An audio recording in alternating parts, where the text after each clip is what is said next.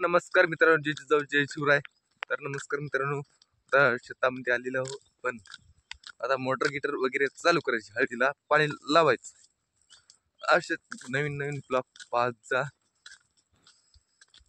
आता शेती आलेलो इकडे हळद वगैरे आहे. आता पाणी लावायचं याला हळदीला.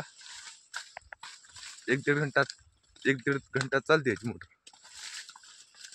तर नमस्कार मित्रांनो, कस काय मग वातावरण इकडलं.